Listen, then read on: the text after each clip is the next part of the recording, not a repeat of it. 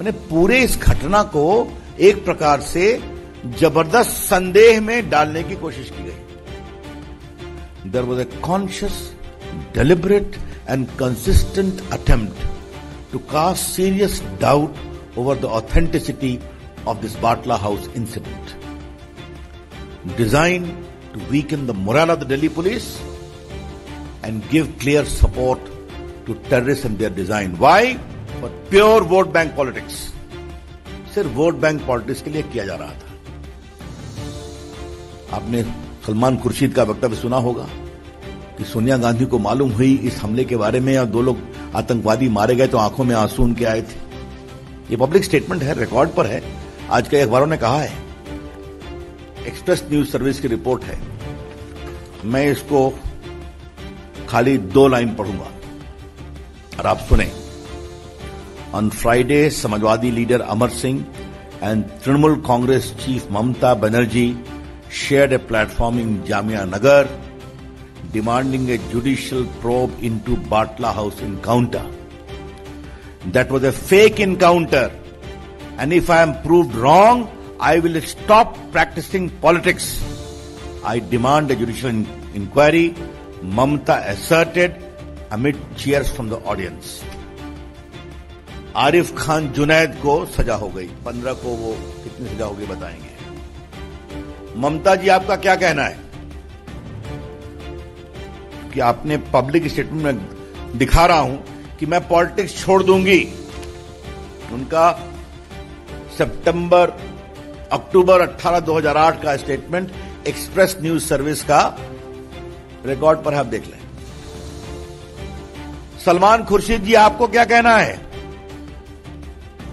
अभी आपके आंसू निकल रहे हैं या सोनिया जी के निकल रहे हैं कि नहीं? आरिफ खान की सजा हो गई तो? और दिग्विजय सिंह जी, आपको क्या कहना है? यह बहुत ही गंभीर सवाल है।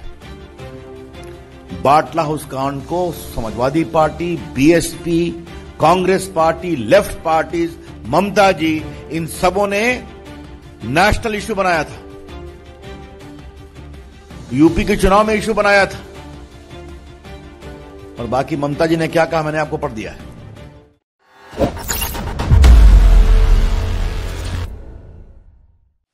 एक ऐसी घटना को कल क्लोजर मिला है बाटला हाउस कांड में, जिसने देश की राजनीति को पिछले 22 वर्षों से बहुत प्रभावित किया है।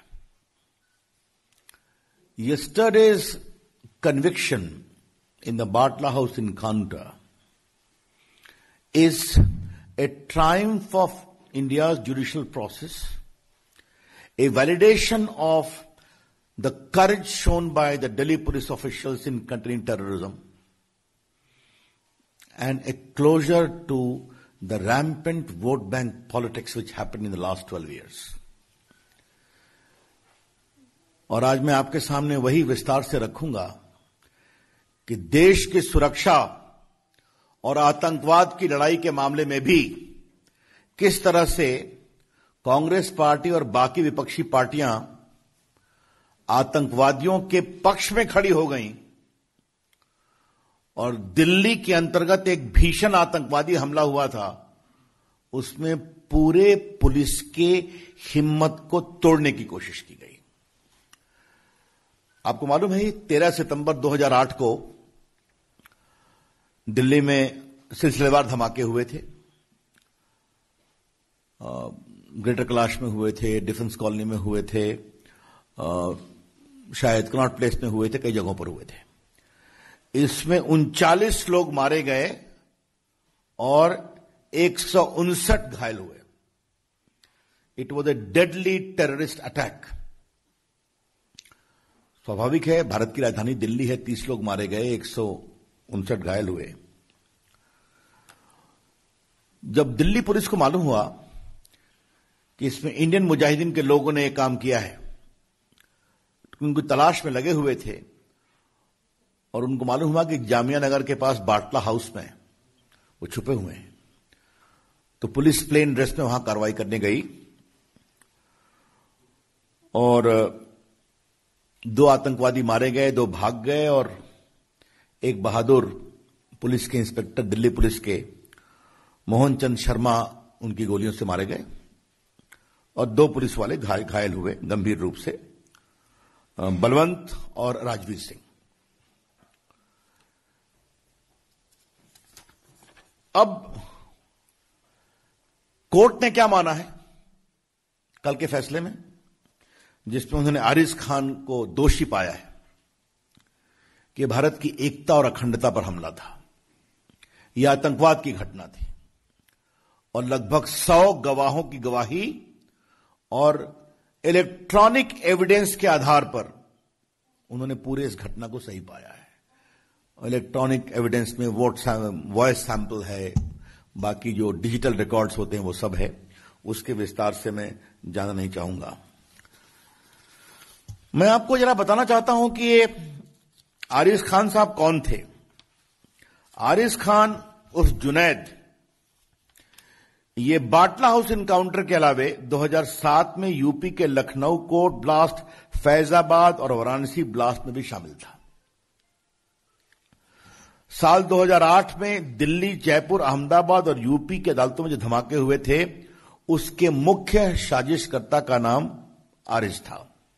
इन सभी धमाकों में 165 लोगों की जानें गई और 535 लोग घायल हुए। In fact, I can very safely say that Ariz Khan was a serial terrorist and a killer.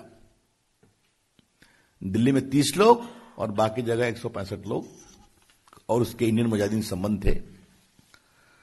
और आपको मुझे बताते हुए कभी पीड़ा होती है कि इसको 2018 में नेपाल से पकड़ा गया, तब यह ट्रायल हो सका। एक शाहजादा को पहले 2013 में ही सजा मिली थी और इसको पकड़ा तभी गया सघनता से जब नरेंद्र मोदी की सरकार आ गई।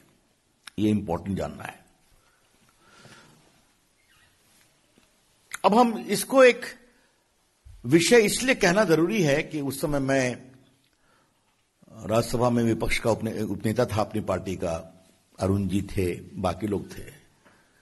मतलब मुझे आपसे कहने में कोई शंका नहीं है कि दिल्ली पुलिस के कई लोगों ने हम लोगों से परोक्ष संपर्क किया कि हमें बचाइए, हमें ही हमलावर बताने की मुहिम चल पड़ी है। हम देश की सुरक्षा के लिए क्या करें? आपने सलमान खुर्शीद का वक्तव्य सुना होगा कि सोनिया गांधी को मालूम हुई इस हमले के बारे में और 2 लोग आतंकवादी मारे गए तो आंखों में आंसू उनके आए थे। ये पब्लिक स्टेटमेंट है, रिकॉर्ड पर है, आज के अखबारों ने कहा है। उस समय पार्टी का मुख्य प्रवक्ता भी था स्वनाम धन दिग्विजय सिंह, तो आजमगढ़ चले गए और उनका एक पब्लिक स्टेटमेंट था कि गोली तो यहां पर लगी है सर के ऊपर, तो हमला कहां से करेंगे? मैंने पूरे इस घटना को एक प्रकार से जबरदस्त संदेह में डालने की कोशिश की गई।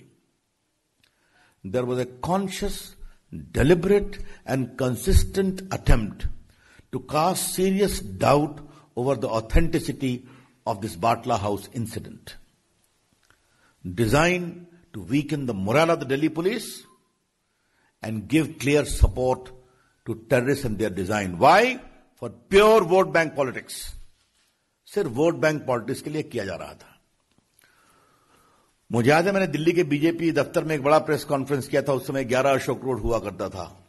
अगर आप लोगों ने पुराने रिकॉर्ड को देखेंगे तो मैंने कहा, सोनिया जी, मुझे आपसे एक सवाल पूछना है कि आपकी सरकार जिसकी आप चेयरपर्सन हैं, वो मोहन चंद शर्मा जी को अशोक चक्र की घोषणा देती है जो 2009 में दिया गया, और आपके महामंत्री जनरल सेक्रेटरी श्रीमान दिग्विजय सिंह आजमगढ़ के जाकर के इस पर सवाल उठा रहे हैं।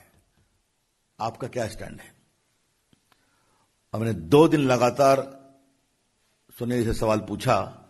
वो इतनी एम्बैरेस्ड हुई कि शायद मजबूरी में, देश के दबाव में दिग्विजय सिंह को कुछ क्लैरिफिकेशन देना पड़ा। आपको मैं एक स्टेटमेंट और पढ़ाना चाहता हूं। ये तो बहुत ही जोरदार स्टेटमेंट है। अक्टूबर 17, 2008 या कहिए अक्टूबर 18 होगा। ये एक्सप्रेस न्यूज सर्विस की रिपोर्ट है। मैं इसको खाली 2 लाइन पढ़ूंगा और आप सुने। On Friday, Samajwadi leader Amar Singh and Trinamool Congress chief Mamata Banerjee shared a platform in Jamia Nagar demanding a judicial probe into Batla House encounter. That was a fake encounter, and if I am proved wrong, I will stop practicing politics. I demand a judicial inquiry, Mamata asserted amid cheers from the audience. Mamata Banerjee जी 2013 में शाहजादे को जो accused थे उनको आजीवन कारावास हुआ और जो मुख्य अभियुक्त थे उनको आज आरिफ खान जुनैद को सजा हो गई। 15 को वो कितनी सजा हो गई बताएंगे। ममता जी आपका क्या कहना है? क्योंकि आपने पब्लिक स्टेटमेंट में दिखा रहा हूं कि मैं पॉलिटिक्स छोड़ दूंगी। उनका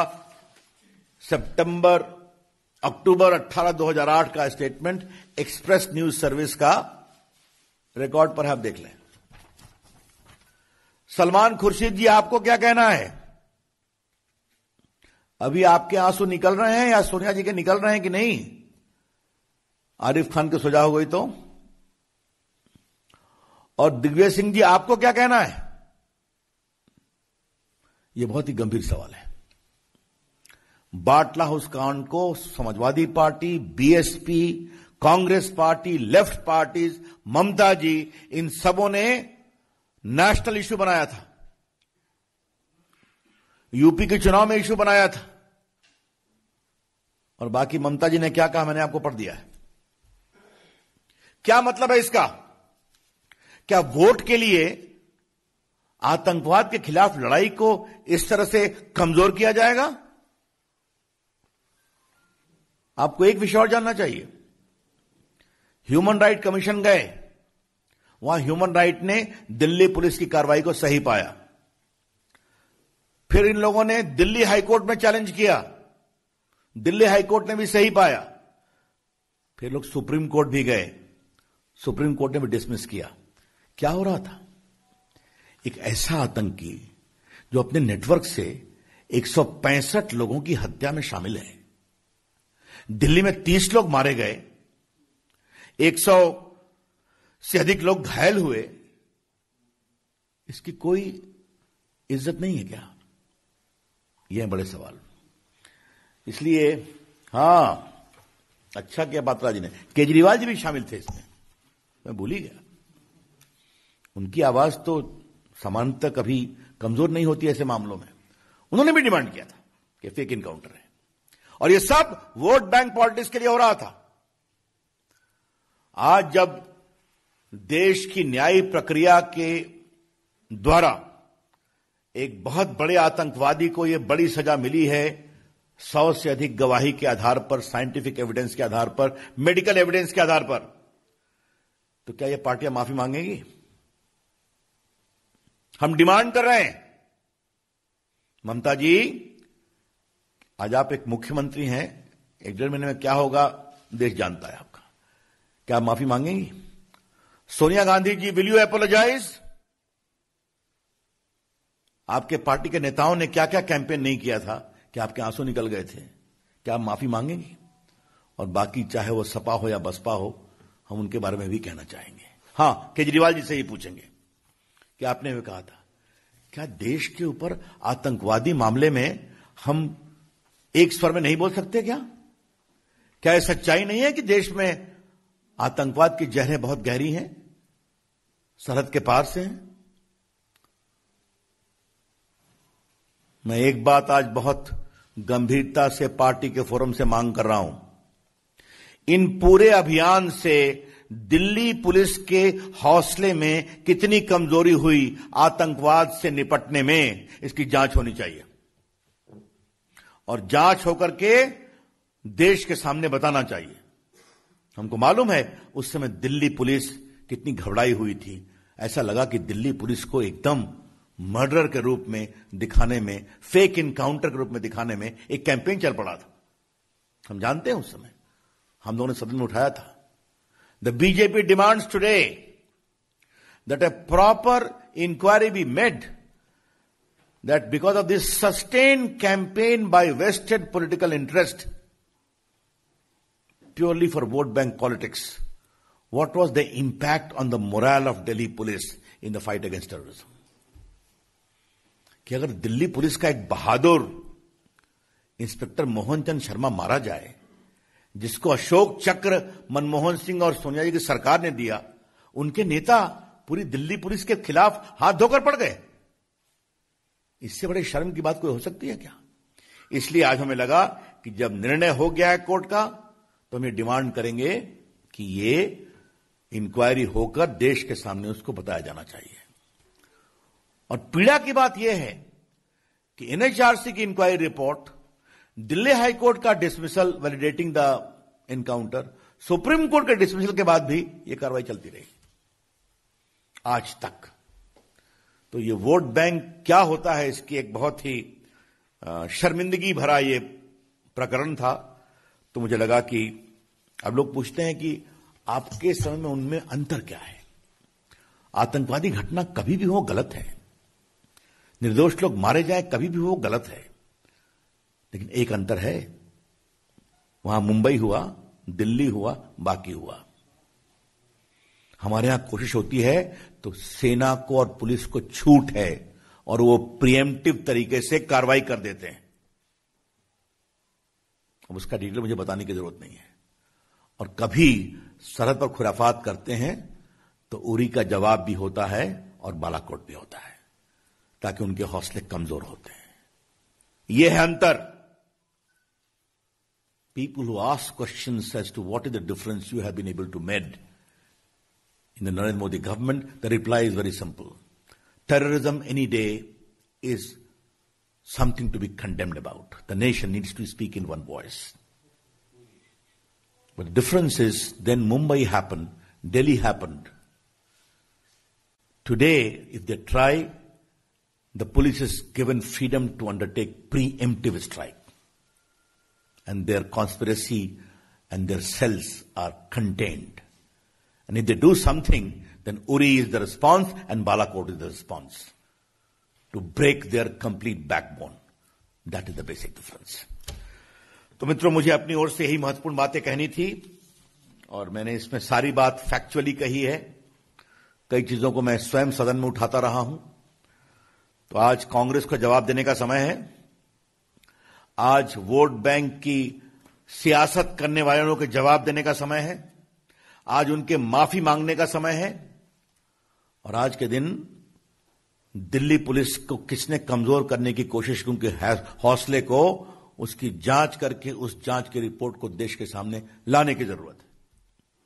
आज के दिन मैं शहीद मोहन चंद शर्मा के बलिदान पर उनको विनम्र प्रणाम करता हूं, उनके पूरे परिवार के जज्बे को सलाम करता हूं। और जिस दिल्ली पुलिस के जवानों ने बाटला हाउस में संघर्ष किया और बहुत बड़े आतंकवाद से देश को बचाने की कोशिश की, उनके साहस को भी अभिनंदन करता हूं। धन्यवाद। अगर आपको हमारे वीडियोस पसंद आए तो प्लीज लाइक करें, सब्सक्राइब करें और शेयर करें।